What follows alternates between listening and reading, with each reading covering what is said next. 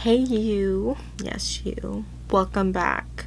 I am so sorry that I could not upload last week, because let me tell you, it was a shit show. I don't even know if I can cuss or I'll get demonetized or what, but that actually represents my week. It was shit.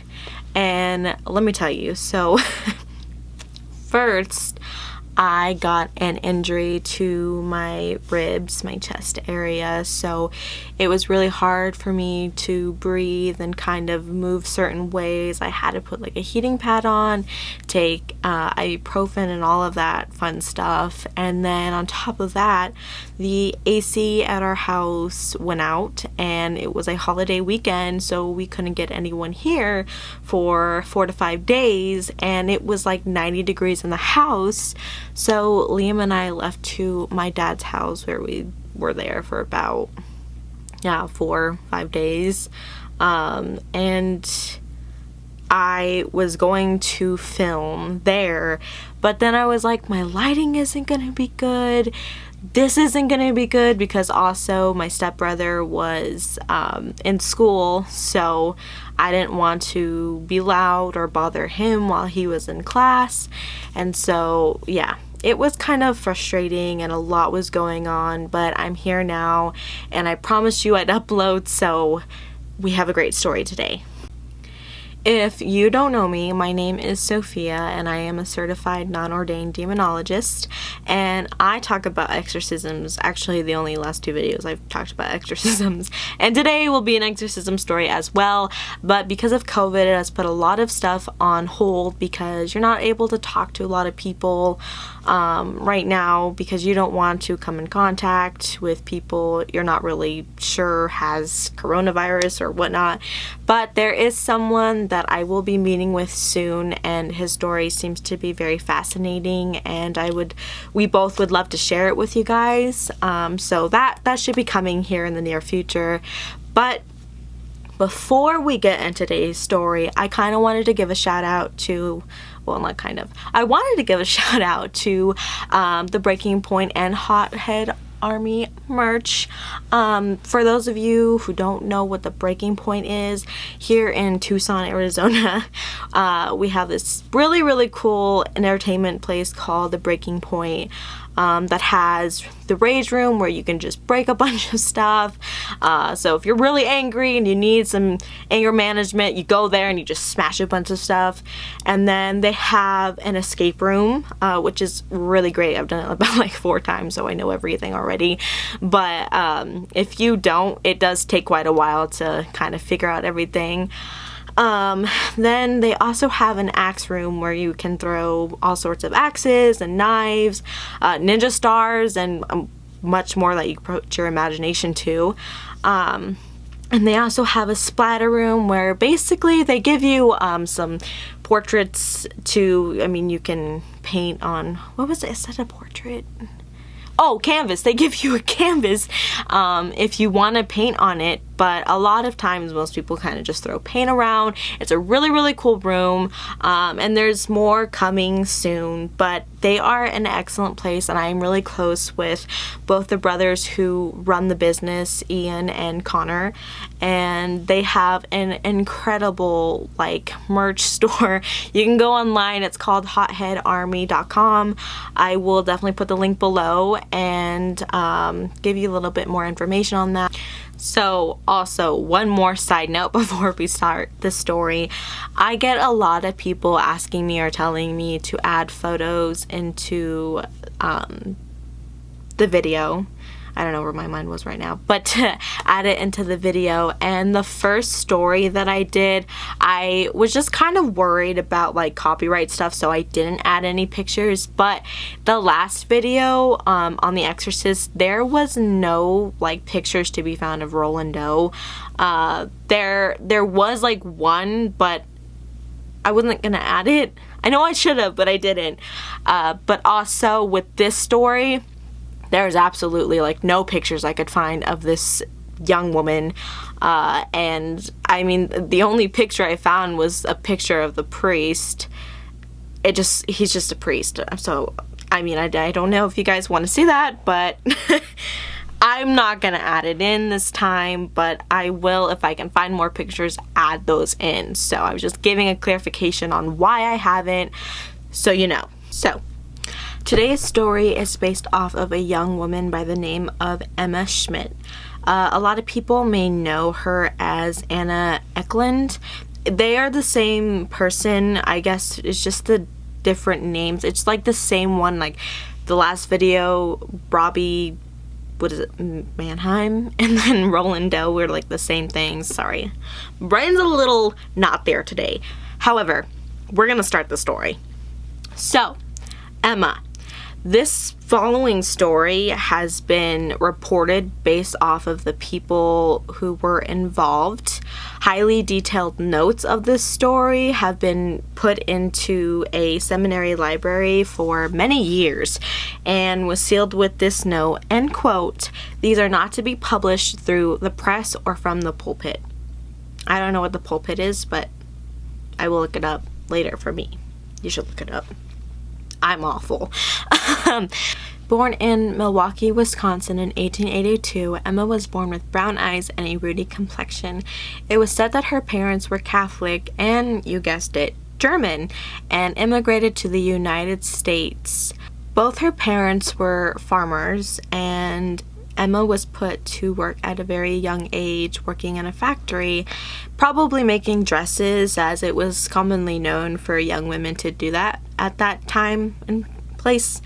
And it was said that she would often hear her co-workers mocking and making fun of religion. And its defense, she would always stand up for what she believed. At the beginning, I did say that her parents were Catholic, but however, they did reject the church. So I'm not exactly sure what happened between that time frame, but it is said that they rejected the church at the time that Emma found it very important. It was said that she would have arguments with her father and brother about the lifestyles they lived, and it was said that her father emotionally abused her and even possibly physically abused her. And you know, for the last couple of like videos, or the last 2 videos I did, everything seems to have one thing in common, and it's abuse, which is very, very sad. But that can definitely make a person weak and like not like in a bad way, but vulnerable and upset and emotional. So that is a way that could easily affect, like, you know, a possession going on or something like that. But besides all of that going on, Emma was belittled, ostracized, and made fun of for the very thing that she found most important to her, which was her faith. She would often go to the nearby church and seek her refuge and envision a better life for herself, and she always dreamed of becoming a nun. And usually on the same days that she would, you know, get made fun of for all of this, she would go to afternoon services or even evening services to connect with God. As a young adult, Emma underwent a medical operation, and the nature of this operation remains unclear, but it was possibly a hysterectomy, which back then was prescribed for hysteria. She went to go see a hysteria specialist in New York, which I'm thinking as a therapist nowadays, because damn, we would all, us women would have freaking hysterectomies if we had, this was prescribed for hysteria. Damn, that makes me mad. However, after this operation, she just seemed to be completely different, just completely different. And it was in relation to religion. The priests who had visited her during this time said that she would throw away blessed articles, smash crucifixes, and have thoughts of despair. And the woman who once loved church so much now had thoughts of thinking how to destroy vessels of holy water and even how to strangle her priest. And of course, the most common one, holding back sexual urges. And of course, something seemed to be rising in her that was very, very dark. And she said, and quote, "There's something running up my back into the head, into my head. She tried to describe what was going on, like, with her in the best way that she possibly could. And to connect the first quote that she said, "There's something running up my back into my head," she also said, "and from there into my heart." So something's running up her back, into her head, then down to her heart.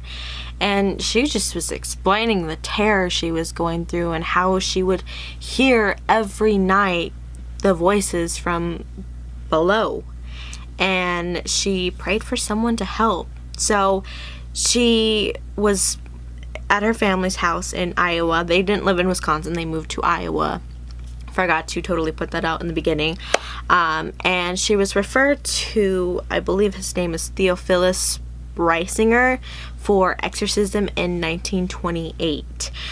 He observed Emma exhibiting strange physical symptoms such as lumps moving around her arms and her being able to talk in different languages. Some she knew and some she didn't. Father Theo, I'm going to just call him Theo. Father Theo took Emma to a Franciscan convent in St. Joseph's Parish to kind of oversee her and examine her more. And this was in Erling, Iowa, this parish that she was staying at.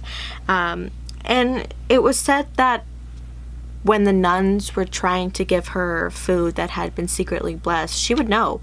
She would not touch it. She would not eat it. And if they were to go back and bring her the same food, not blessed, she would eat it totally fine. She knew that something was going on. The woman who had always dreamed of becoming a nun was in a convent, but not for the reasons she wished she could have been there for. She was there holding on for dear life, trying to save herself and get rid of these demons. Only a small circle of people knew what was going on with Emma, at least trusted people. But it was said that it was pretty hard to keep this secret. It was said that Father Theo, in his notes, in quote, indicated that she would roar and bellowed and barked and mauled and moaned and shrieked. Screams echoed through the whole neighborhood. And so oftentimes the neighbors would go to the convent and kind of be like, what is going on? Like, people would ask, is someone getting murdered here? Is a pig getting slaughtered? Which to me, like, isn't a pig slaughtered like the devil sacrifice, like worshiping kind of thing? And why would someone be getting murdered at the damn convent? I mean, it's possible, I'm not gonna lie, but it's rare. And I'm just kind of like wondering, like, what did they say? Like, oh, well, there's this possessed woman up there. I can't tell you who it is, but she's possessed and we're just doing an exorcism. Like, what? But the town was really small, so everyone knew. Everybody figured out really, really fast who was possessed, what was going on.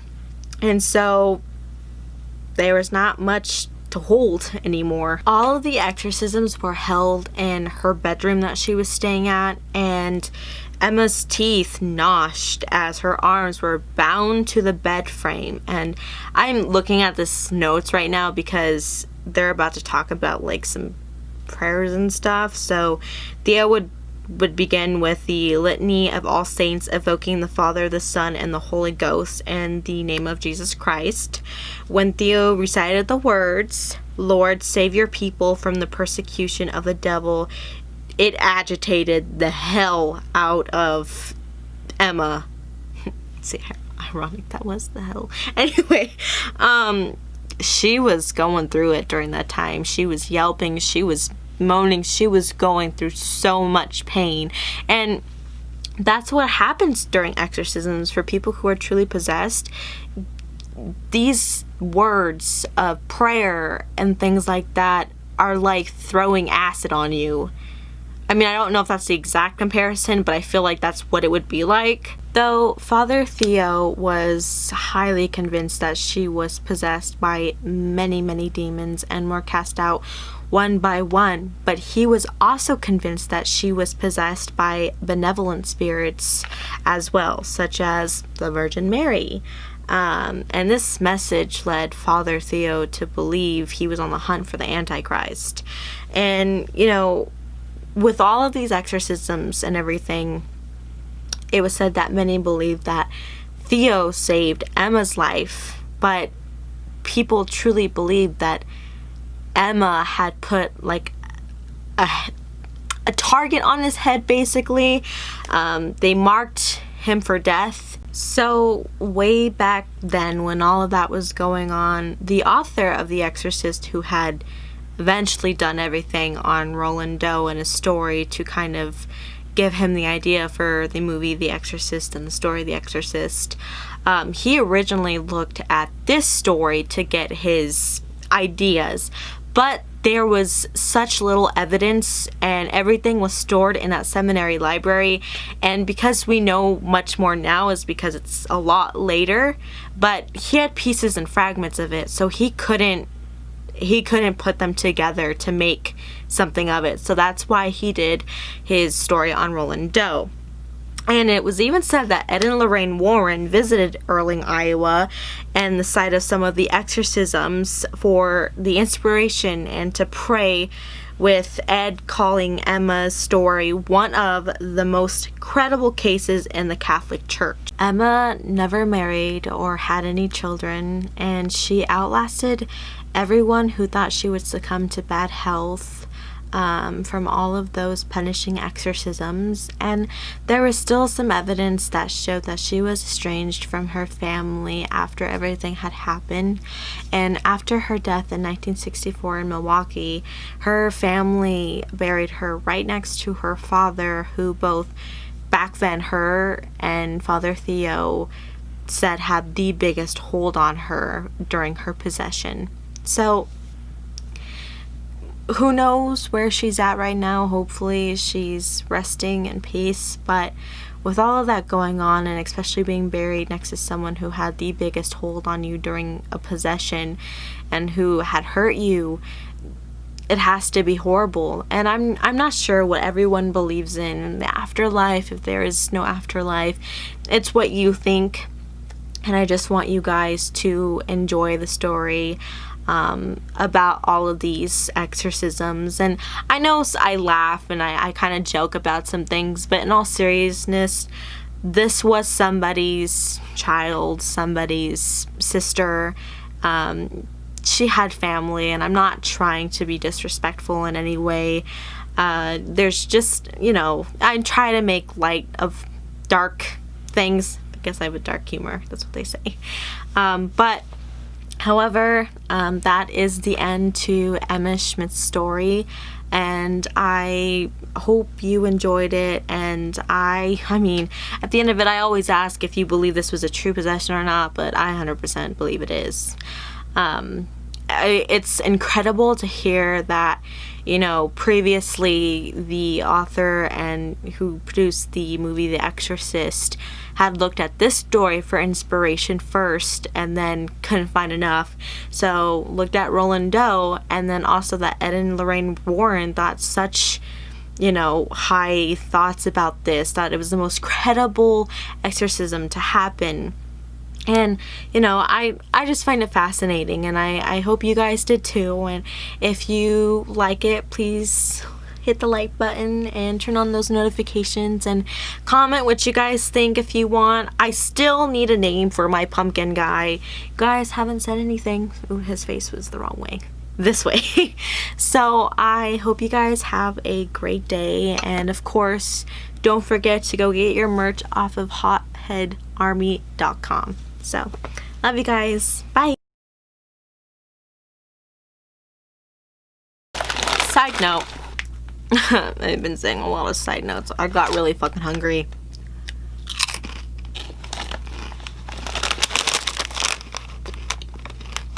Not sponsored. But freaking these cheddar rice crisps.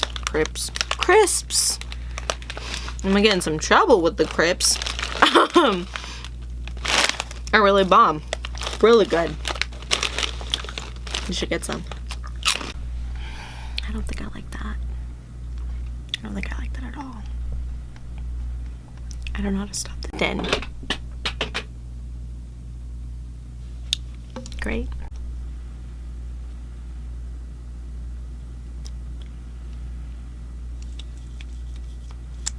It's like ASMR. I'm not making any sounds, but yeah, that's not tingly. Maybe I'll have like a better ASMR effect if I like put it next to like the microphone.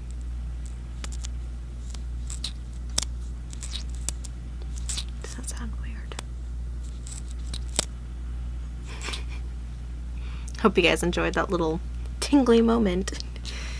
I'm not fucking I'm not making fun of ASMR artists because you know what? Deep down, I have a love for it. Not everybody does. Some people think it's cringy, but some people find it freaking meditating and peaceful. I'm that person, but anyways.